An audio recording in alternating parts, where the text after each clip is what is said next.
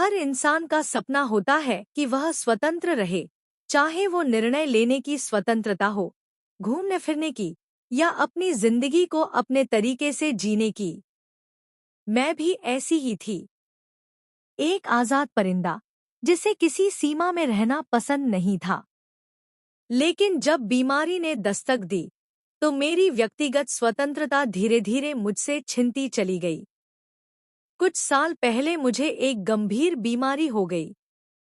जैसे जैसे समय बीतता गया, यह मेरी जिंदगी पर हावी होने लगी।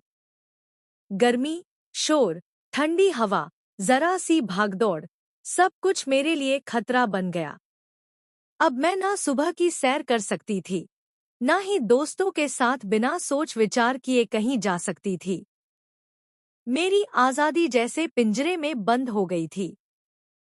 जहां पहले मैं अकेले ट्रेवल करती थी, अब घर से निकलने के लिए भी किसी का साथ चाहिए होता। जहां पहले मैं खुले आसमान के नीचे लेटकर किताबें पढ़ती थी, अब एयर प्यूरिफायर के बिना एक कमरा भी नहीं सह पाता।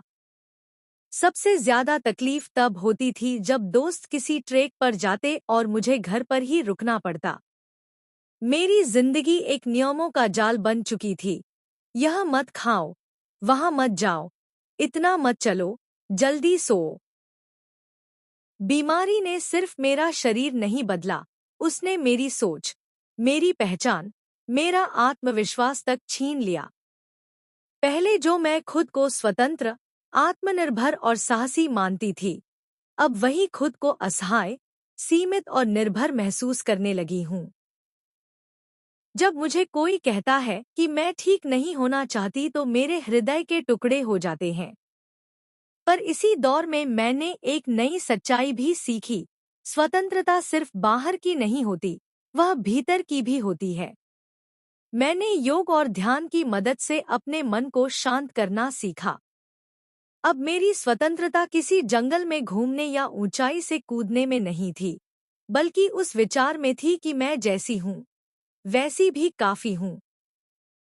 हाँ, बीमारी ने मेरी बाहरी स्वतंत्रता को सीमित किया, लेकिन इसने मुझे भीतर झांकना सिखाया। और अब मैं जानती हूँ, स्वतंत्रता का असली अर्थ है खुद से समझौता किए बिना जीना, चाहे हालात जैसे भी हों।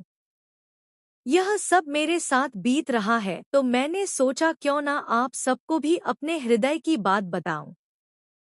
प्लीज मेरे चैनल को सब्सक्राइब करें।